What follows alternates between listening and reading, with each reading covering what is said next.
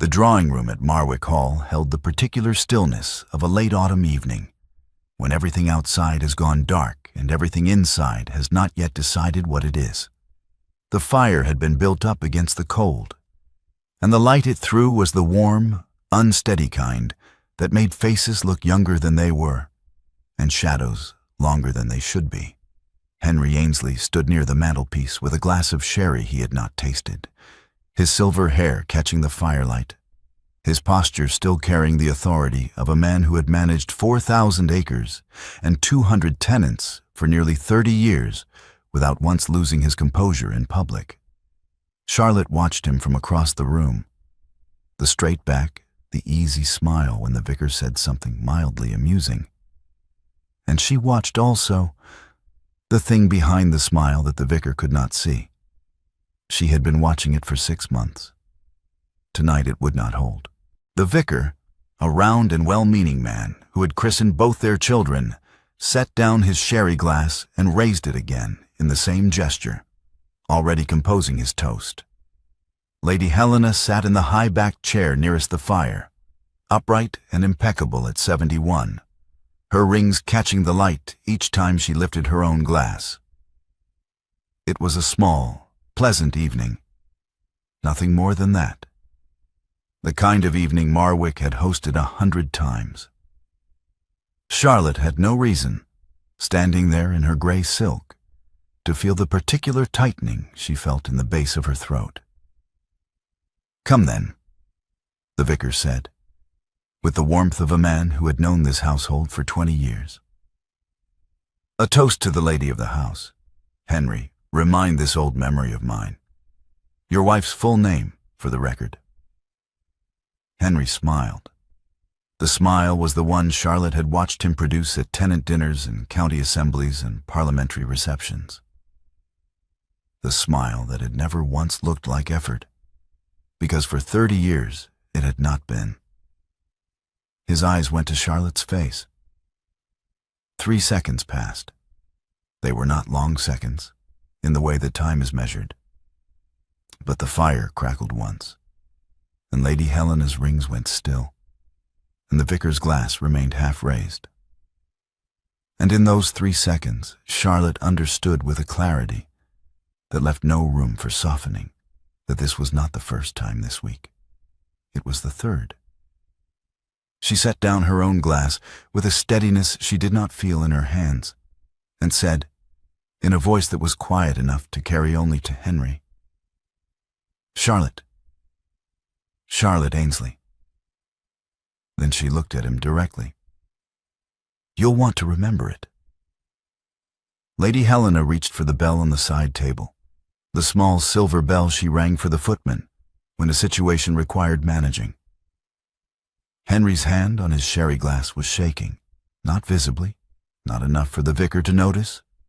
But Charlotte noticed because she had been noticing everything for 6 months, and she was very tired of noticing alone.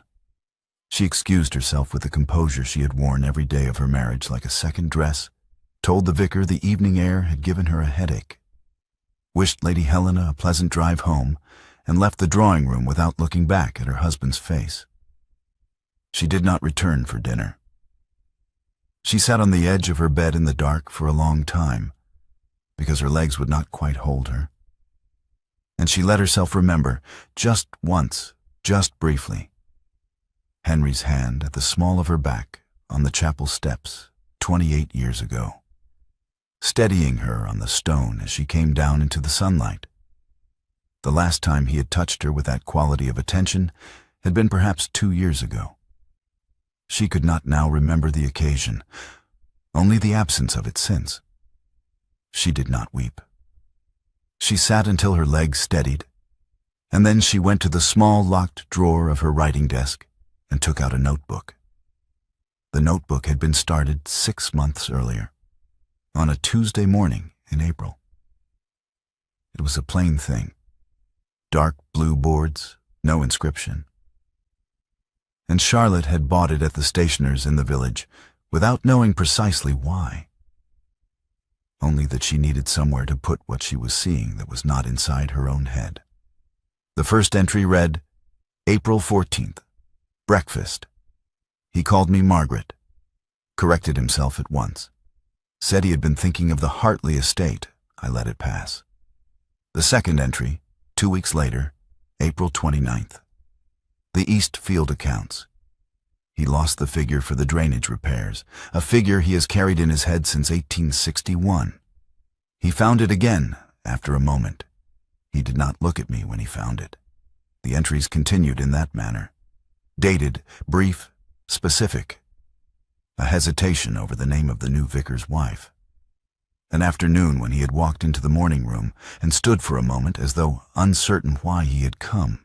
A dinner party at which he had introduced Charlotte to a neighbor's wife they had known for 15 years, as though the introduction were new. Each entry written in Charlotte's even hand, with no commentary, no interpretation, only the date and the fact. She had not shown the notebook to anyone. She had not confronted Henry with it. She had waited, with a patience that had cost her more than anyone in the household could see, for Henry to come to her with whatever he was carrying. He was a man who had always come to her with things. The estate difficulties, the worries about Thomas's commission, the quiet grief when his father died. For 26 years the door between them had stood open. She had waited for him to walk through it. He had not come. 3 mornings after the dinner with the vicar, Henry knocked on the door of her morning room. Charlotte was at her writing desk, with her garden journal open, though she had not been writing in it. She had been watching the frost on the east lawn and thinking about nothing she could have named. "Come in," she said.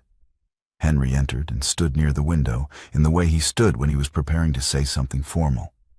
He had tried 2 days of small civilities, inquiring after her headache, remarking on the weather, asking whether she had heard from Caroline.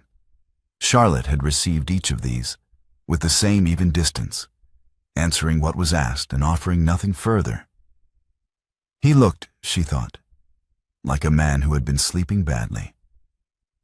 "Are you angry with me?" he asked. "No," Charlotte said. She closed the garden journal. Anger would mean I still expected better. I stopped expecting better some time ago, which is a different thing entirely. Henry said quietly, "Charlotte, I am going to Bath," she said, "to stay with Augusta. I need some time away from Marwick." A pause. "How long?" "I don't know." "Are you—" He stopped. He tried again. "Are you leaving me?" Charlotte looked at him steadily, the way she had looked at him across the drawing room 3 nights before, and said what she had been carrying since April. "You left first, Henry. 18 months ago, you left. And I have been here keeping the chair warm and waiting for you to come back and tell me where you had gone. You haven't told me, so I am going to Bath." Henry stood at the window with the frost-white lawn behind him and said nothing. Charlotte watched his face for the thing she had been watching for. The opening, the breath before the sentence, the moment a man finally decides to speak the truth he has been holding. She had watched for it every day for 6 months. It did not come. She stepped into the carriage before the week was out, with her maid in 2 trunks and the blue notebook at the bottom of her traveling case. Henry stood on the gravel drive in the November cold and watched her go. He did not follow. Augusta's townhouse on Royal Crescent was tall and narrow and lit differently from Marwick. Not the managed firelight of a country estate, but the brighter, more various light of a city in full winter season, with street lamps below the windows and the reflected glow of 100 other houses pressed close on either side. The street outside was loud at all hours with carriage traffic and vendors and the particular human noise of a city that does not go entirely quiet even at midnight. The bells of the Bath Abbey carried on the wind every quarter hour, day and night, which Charlotte had not expected and which she found, after the first week, she did not mind at all, Augusta was 5 years a widow and had arranged her life accordingly, her own hours, her own opinions, her own breakfast table set for one. She was 4 years older than Charlotte and had the particular composure of a woman who has learned that her own company is sufficient. She asked no questions when Charlotte arrived. She said, "Your room is the one at the back, away from the street. Breakfast at 8 or whenever you like. The pump room opens at 7. Then she went back to the book she was reading. Charlotte had not lived inside this much noise or this much freedom simultaneously since before her marriage. In the mornings, they took the waters at the pump room, moving through the crowded, warm, mineral-scented rooms among the season's full population of invalids and fashionable visitors and people who had come to Bath simply because it was spring and they could. In the afternoons, they walked Sydney Gardens, where the paths were wide and the company was various, and no one required Charlotte to be the Countess of Marwick. She began, slowly and with something that felt almost like embarrassment, to discover what she preferred when no one was watching. She found she liked her breakfast later than 8, closer to 9. She found she preferred the back rooms of Augusta's house to the front ones, where the street noise was loudest. She found she liked to sit with no book and no needlework for an hour in the afternoon, doing nothing at all, which was something she had not done since before Caroline was born. She found she was not undone by being alone. She found, turning this over carefully like an object she had never examined before, that she did not entirely know what to do with that. Henry wrote. The first letters arrived within the week, formal, careful, written in his estate account hand rather than the looser script he used for personal correspondence. He asked about the journey. He asked after Augusta's health. He made 2 remarks about the Bath roads that suggested he had been reading a guidebook. Charlotte replied briefly and factually, 2 sentences per letter, as though responding to an inquiry from a solicitor. Then, on a gray morning in late February, a card arrived at Royal Crescent from the York House Hotel. Henry had taken rooms there. He was in Bath. He had not written to request permission to call. He had simply arrived and sent a card that said only, "I am here. I will not press." H. Charlotte sat with the card for a long time. Then she wrote back, "Pump room, Thursday, 9 o'clock. He was there before her. She saw him across the crowded room as she came in with Augusta, standing near one of the tall windows in his traveling coat, looking older than she had let herself remember, and watching the door. When he saw her, his expression did not change in any way she could have described. He simply became more still. They sat at a small table among 40 other visitors and drank the sulphurous waters in a silence that lasted most of the half-hour. The room was loud enough that silence was not conspicuous. They exchanged perhaps 30 words. He asked whether the rooms at Royal Crescent were comfortable. She said they were. He said the York House Hotel had a very good dining room. She said she was glad to hear it. When she stood to leave, the room had grown more crowded, and a woman with an overfull glass moved between them in the narrow space, jostling Charlotte's arm. Henry's hand went immediately to her elbow, instinctive, certain, the reflex of a man who had steadied this particular person for 28 years. He did not release it for the half-second longer than the steadying required. Charlotte did not pull away. They parted on the pavement without mentioning it. A second pump room visit followed 10 days later, and a third the week after, a walk in Sydney Gardens at Charlotte's suggestion, where the paths were wide enough to walk side by side without the enforced proximity of a crowded room. Henry asked about Augusta's health. He asked, without prompting, how Augusta had managed in the years since her husband's death, and he remembered, Charlotte noticed this clearly, the name of Augusta's late husband, the year he had died, and the particular difficulty of the estate settlement that had followed. These were details from a conversation Charlotte had mentioned to Henry perhaps 3 years ago, in passing, over dinner. He had remembered. Here, at least, in this city, in these careful meetings. He had been paying attention. She walked beside him through Sydney Gardens and felt, for the first time in 18 months, something that was not entirely grief. She did not name it. He still had not told her the truth. She had not yet asked the question that would force it from him. They walked back to Royal Crescent and parted at the gate.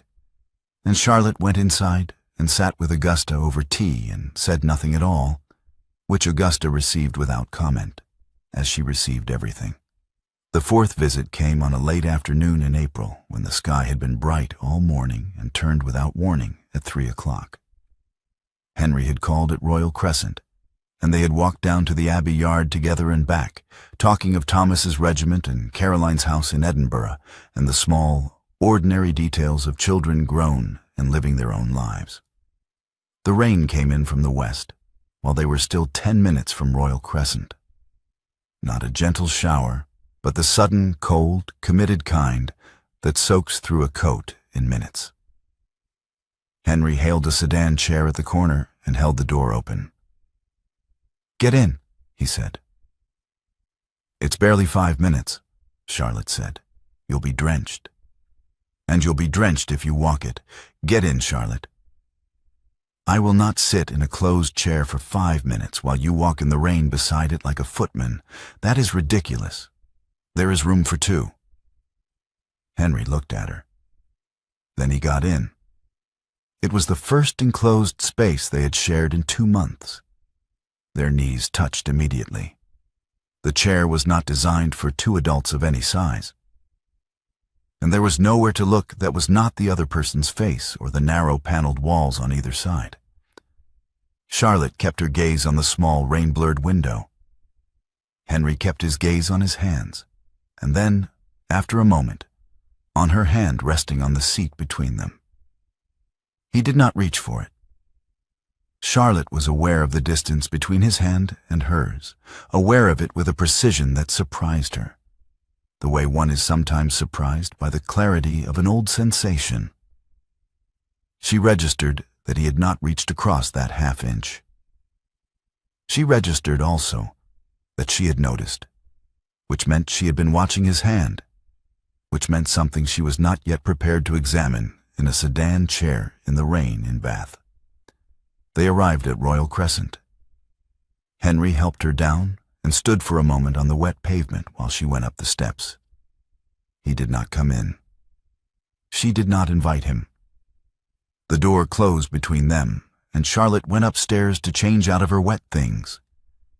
And that evening at supper, Augusta asked no questions. Charlotte found she had nothing to report, only the distance of half an inch and the fact that she had measured it, and found that this, too, meant something she could not yet name. Caroline arrived on a Tuesday morning in May, unannounced, travel-worn from the overnight coach from Edinburgh, with her hair coming loose from its pins and a sealed letter in her coat pocket that she did not produce immediately. She had come, she said, because Thomas had written from his regiment. A worried letter, brief in the way Thomas's letters were always brief, saying only that their mother had gone to Bath, and their father would not explain why, and the household at Marwick felt strange. Thomas could not leave his post. Caroline could. Charlotte sat with her daughter in Augusta's parlor and poured tea and waited, because Caroline had the look of a person carrying something heavier than a long journey. "I stopped at Marwick first," Caroline said. "Father asked me last month to find the deed for the Holt property. There was some question about the boundary survey. I went to look through the estate correspondence." She set her teacup down. "I found something else." She took the letter from her coat pocket and placed it on the table between them. It was a sealed envelope, addressed to Henry in a London physician's hand. The seal had not been broken. On the back, in Henry's own writing. Charlotte knew that hand as well as she knew her own. 5 words had been written. "Burn this. I will tell her when I am ready." Charlotte looked at the envelope for a long moment. She did not pick it up. She asked when it had been sent. 8 months ago, Caroline said. It was filed with the estate papers. I don't think he meant to keep it there. I think he forgot he'd put it there. Charlotte stood and moved the letter to the small table beside the parlor window, where it sat in the pale May light like an ordinary object. "Leave it there," she said. "I'll see to it." That night, Charlotte did not sleep. She came downstairs at 3 in the morning and found Caroline in the parlor armchair, still dressed, her head fallen sideways in exhausted sleep, the teacups from the afternoon still on the table. Charlotte took the shawl from the back of the sofa and laid it over her daughter with the careful hands of a woman who had done this when Caroline was 4 years old and had not done it since. Then she sat in the opposite chair, in the dark, with the sealed envelope in her lap. She did not open it. She did not set it aside. She sat with it through the dark hours while the Abbey bells marked each quarter hour and the street outside went through its brief, incomplete silence. And she thought about a man writing, "I will tell her when I am ready," on the back of a letter he then filed and forgot. And she thought about 18 months of mornings at the Marwick breakfast table. And she thought about a notebook with dated entries in her own handwriting that she had kept because she was waiting for him to come to her. 80 miles south, Henry was also awake. He was at his desk in the Marwick study. She would know this without being told, because he had always gone to his desk when he could not sleep. He was writing his daily list. She did not know yet that he kept daily lists, or what they meant, or why. She would learn. Tonight, at his desk in the study she had sat in 1,000 times, he was writing, "Charlotte, Caroline, Thomas, Marwick, the garden." The word for garden. He wrote the word for garden because the word had gone that morning, and he had needed to sit for a full minute before it came back. In the morning, Charlotte opened the letter with Caroline sitting beside her on the small settee, their shoulders touching. She read it twice, holding it level and steady. Then she folded it along its original crease and set it on the table, and told her daughter, in a quiet and even voice, what it contained. Caroline wept. The sudden, helpless weeping of a young woman who had prepared herself for something difficult and found it more difficult than she had prepared for. Charlotte did not weep. She put her arm around her daughter and held her and looked at the wall above the fireplace and thought about what came next. She considered writing to Henry. She sat at Augusta's writing desk the following afternoon with paper and pen and composed the opening sentence 3 times in her head, and each time she stopped herself before she wrote it down. If she told him she had read the letter, whatever happened between them would happen because she had forced it, because he had been found out. That was not what she needed. Whatever Henry did next must come from his own choice to finally speak the truth he had been carrying for 18 months, not from being cornered, not from being told that his careful concealment had failed. The words, when they came, must be his. She put the pen down. She did not write. 2 weeks later, Lady Helena arrived at Royal Crescent in a hired carriage, unannounced, wearing her traveling coat and the particular expression she wore when she had decided that a situation required her direct management. She had heard from the Marwick housekeeper. She said this without any apparent awareness that this was a remarkable thing to admit. That things were not well between Charlotte and Henry, and she had come to address the matter. Augusta received her in the front parlor with perfect courtesy, and then found a reason to be elsewhere. "You have been in Bath for 4 months," Lady Helena said, once the tea was poured and the civilities were done. "Henry is alone at Marwick. Whatever difficulty has arisen between you, your duty is to return." "Is it?" Charlotte said. "Husbands grow strange as they age. It is not comfortable, but it is not extraordinary. A good wife endures." Charlotte set down her teacup. She looked at Lady Helena with the same quiet register she had used in the drawing room the night of the dinner. Not cold, not heated, simply precise. "I have been enduring for 18 months, she said. "I endured without complaint and without explanation, because I trusted that Henry would come to me when he was ready. My enduring has cost me 18 months of a marriage I valued. And it very nearly cost me the only thing I would have wanted, which was the chance to be his partner in whatever he was facing, rather than a person he was protecting himself from. I am not going to be advised to endure further by someone who does not know what she is asking me to endure." Lady Helena opened her mouth. "I am not angry with Henry," Charlotte continued.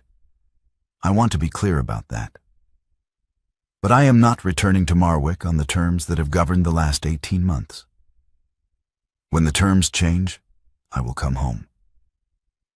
Lady Helena left without finishing her tea. Charlotte watched the hired carriage pull away from the Crescent, and then went upstairs and stood at her bedroom window for a long time, looking at the rooftops. 3 weeks after Caroline's arrival, Henry called at Royal Crescent a 5th time. Charlotte received him in Augusta's small library, which was the quietest room in the house, away from the street. He came in with the look of a man who had rehearsed something, and then lost the rehearsal on the way up the stairs. "I have something I need to tell you," he said. "Then sit down," Charlotte said, "and tell me." He sat. He looked at his hands. He looked at the bookshelves. He opened his mouth twice and closed it twice.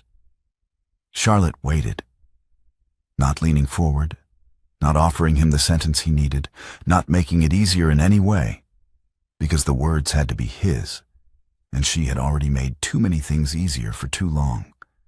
She waited through 5 minutes, and then 10, and then 20, watching him try and fail and try again, watching a man who had always known exactly what to say discover that this particular sentence would not be found by searching for it.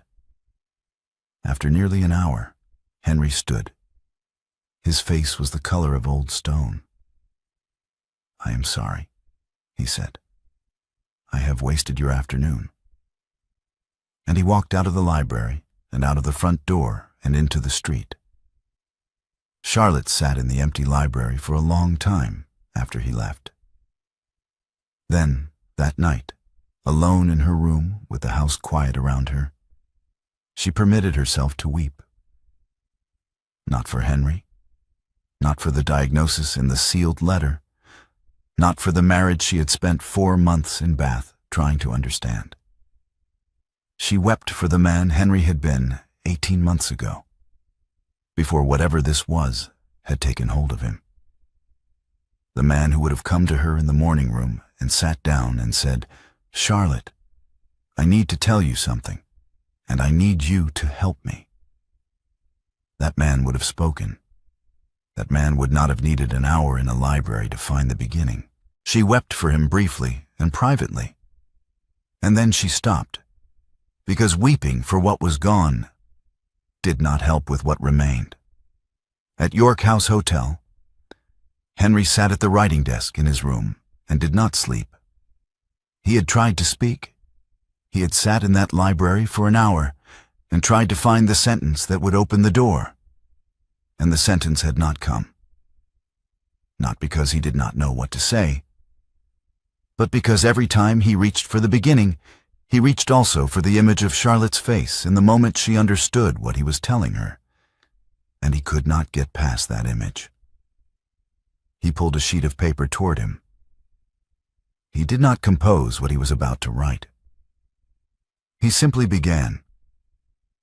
The breakfast room at Marwick has one chair at the table now. I moved the other one to the wall because sitting opposite an empty chair was worse than not having it there. I walk past your morning room twice a day, once in the morning and once before I go to bed. And I don't know why I do it, except that the door is still closed, and the closed door is somehow more present than the room was when you were in it. 3 weeks ago, I could not remember whether Thomas's name was Thomas or Theodore. I sat at my desk for 4 minutes. It came back. I wrote it down. I write everything down now. I am not writing to ask you to come back. I am writing because I sat in Augusta's library today for an hour, and I could not give you the beginning of the sentence you have been waiting for. And I think you deserve to know why, even if I can only find the words on paper at midnight, when no one is watching. He wrote for another hour. He did not revise any of it. At midnight, he went downstairs in his dressing gown and gave the sealed letter to the night porter with instructions to post it before 7 in the morning before he could change his mind. Charlotte read the letter 3 times the next morning, standing at the window of her bedroom with the Bath Street sounds rising from below. Then she sat at the writing desk and wrote 4 words on a sheet of paper. Come Tuesday. Tell me. Augusta went out on Tuesday evening at Charlotte's request, saying only that she would be at Mrs. Prentice's card party and would not return before 10. Charlotte placed the physician's letter on the small table between the 2 chairs in the front parlor, where it would be visible when Henry arrived, but where she would not have to produce it as evidence. She wanted it there simply because she would not pretend any more that she did not know. Henry arrived at 7. He came in quietly, without the formal posture she associated with his visits to Royal Crescent, and stood in the parlor doorway looking at her, and then at the letter on the table. He looked at it for a moment, and then he sat down in the chair across from her, without being invited. Charlotte waited until he had settled. Then she asked her question, in the same slow, even voice she had used to say her own name in the Marwick drawing room 8 months before. The voice that was not cold, but that would not be hurried. Tell me, in your own words, what you have been afraid of. Henry looked at the fire. He looked at his hands. And then, at last, he looked at her. The first appointment was in September of 1878, he said. I had been losing words for about 6 months. Small ones at first, proper names, figures I should have known. I told myself it was fatigue. The physician in London said it was not fatigue. He said it was the early stage of something that would progress. He could not tell me how quickly. He stopped. He wrote it in a letter. I brought the letter home and I put it in the estate correspondence, and I wrote on the back of it that I would tell you when I was ready. I know, Charlotte said. Henry looked at her steadily. How long have you known? 6 weeks. I kept a notebook before that. Incidents, dated. I have known something was wrong for nearly a year. She did not raise her voice. What I did not know was that you had a diagnosis and had chosen not to tell me. Henry put his face in his hands briefly, then lowered them. I could not find the word for garden, he said. On a Thursday morning in March, I stood at the study window looking at the east garden, and I could not find the word for what I was looking at. It came back in a minute. But I sat there for that minute, and I thought, this is what it will be. This is what is coming. And I thought about you watching it happen. And you decided I should not, Charlotte said. I decided. He stopped. He began again, and this time the words came differently, without the controlled precision she recognized from 30 years of watching him manage difficult conversations. I have run this estate since I was 31. I have managed everything. The tenants, the accounts, the children's educations, Helena's widowhood, your father's estate settlement when he died. I have been the person who handles things. That is what I am. That is the only version of myself I know how to be." He looked at the fire. "I could not bear to become a man you must care for. I could not bear to be that man in your sight. I did not hide the diagnosis to spare you. I hid it to spare myself the moment you would look at me and see what I am becoming." The room was quiet. The Abbey bells began their 8 o'clock sequence, distant and clear through the window glass. Charlotte let the silence hold for a moment. Then she said, "I know, and I want to tell you what the last 18 months have been from where I was standing." Henry looked at her. "I watched the man I love disappear by degrees," Charlotte said, "and I believed he was disappearing because something had changed between us. Because I had done something, or failed to do something, or simply because he had grown tired of me after 28 years. I sat at that breakfast table every morning and I told myself I was imagining it. I kept a notebook because keeping a notebook was something I could do when there was nothing else to do. I waited for you to come to me because in 26 years you had always come to me, and I trusted you to come to me with this." She paused. "You did not come, and I want you to understand what that cost me. Not the diagnosis, Henry. I could have borne the diagnosis. I am bearing it now, and I will continue to bear it. What I could not bear, and what I will not forgive easily, is that your pride stole from me the one thing I would have wanted. The chance to be beside you, not behind you, not caring for you as though you were something broken I was tending, beside you, as I have been for 28 years. Henry did not speak. His hands on the arms of the chair were very still. "You chose your own comfort over our marriage," Charlotte said. "I want you to know that I understand why. I understand the fear. I do not think you are a cruel man, but it was the cruelest thing you have ever done to me, and I need you to understand that before we go any further." Henry said quietly, "Yes, it was not an apology. It was something more accurate than an apology.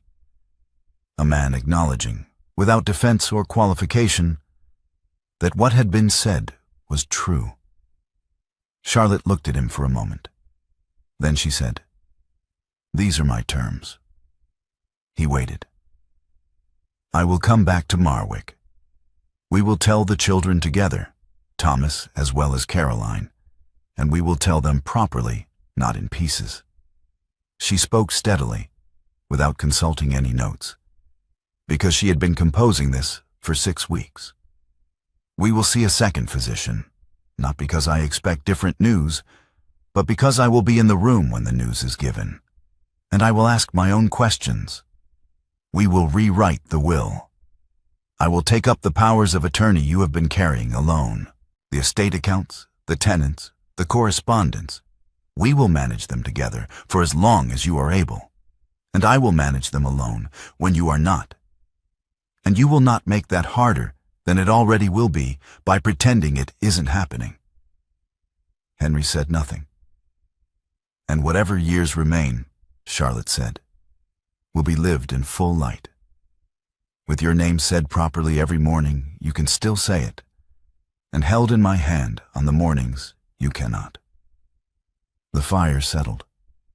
Outside, the street noise continued its ordinary bath evening. A carriage, voices, the distant bells fading on the air. "I don't deserve those terms," Henry said. "No," Charlotte agreed. "But they are not for your sake." Henry stayed until Augusta returned at 9:30, and then he took his leave and walked back to York House Hotel through the spring evening. And Charlotte sat with her sister over a glass of wine, and said only that Henry would be taking the morning coach south to make arrangements, and that she would be returning to Marwick within the fortnight. Augusta looked at her for a moment. "Good," she said, and refilled both glasses. In the morning, before the coach was called, Charlotte came down to the narrow back garden, a thin strip of city ground bordered by other people's walls, with sparrows moving in the ivy and the abbey bells beginning their 7 o'clock sequence. Henry was there already, standing at the gate with his traveling coat on, looking at the small square of pale sky above the rooftops. Charlotte came down the path and stopped him with her hand on his sleeve. She looked at him directly, not at the public face, not at the posture of a man who had managed things for 30 years, but at the face beneath that, which she had not seen clearly in a very long time.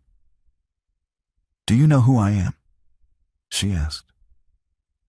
He met her gaze without deflection, without the polished ease that had always been his armor in difficult moments, and said, "Charlotte." A pause. "Charlotte Ainsley." Another pause, and then, "My wife." She kissed him once, slowly, in the thin morning light of Augusta's back garden, with the sparrows in the ivy and the bells of the abbey carrying over the rooftops. It was not the kiss of a reconciliation, not a return to what had been. It was the first moment of what little remained, chosen with full knowledge of what it contained, and entered into with open eyes. They returned to Marwick together within the fortnight. Caroline was told first, though she already knew, and she stood in the Marwick hallway and held her mother's hands for a long moment without speaking. Thomas came home on leave 3 weeks later, and when Henry told him in the study, simply, without the hour of failed attempts, because Charlotte was sitting beside him, and her presence had changed the architecture of the sentence. Thomas sat very still for a moment, and then put his face in his hands and wept the way young men weep when they have not yet learned to manage it.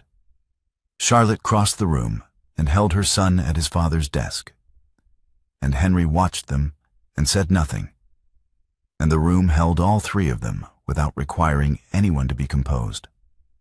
The second physician confirmed the first diagnosis. Charlotte sat beside Henry through the entire appointment and asked 4 questions that Henry had not thought to ask, and wrote the answers in a small notebook, not the blue one, which was at the bottom of her traveling case and would not be needed anymore, but a new one, purchased at the Bath stationer's the morning they left Royal Crescent. The solicitor's office in the county town was wood-paneled and smelled of old paper, and the solicitor was a careful man who had handled Marwick's legal affairs for 15 years. Charlotte sat at the table and read every document before she signed it, and when she took up the powers of attorney that Henry had carried alone for 30 years, her hand was steady. Lady Helena sent a letter, stiff, brief, written in the careful hand of a woman who has had to compose an apology without quite admitting she was wrong. Charlotte answered it the following morning in a tone that left no wound and required no response. The drawing room at Marwick was rearranged at Charlotte's direction. The furniture was pulled closer to the fire, where the light was better. Her small writing desk, which had lived in the morning room for 20 years, was moved to stand beside Henry's larger one, so that they worked side by side at the south window with the winter garden visible between them. A wide, low table was placed between the 2 desks, and on it, in plain sight, Henry's daily lists lay each morning when he had written them. He no longer kept them in the locked drawer. Charlotte no longer pretended she had not seen them. One summer later, the drawing room at Marwick held the long evening light of July, not the unsteady firelight of late autumn, but the clear, full, golden light of a day that had been warm since morning, and was only now, past 8 o'clock, beginning to soften at the edges. The children had visited for a fortnight and gone back to their own lives, leaving behind the particular quiet of a house that has been full and is now itself again.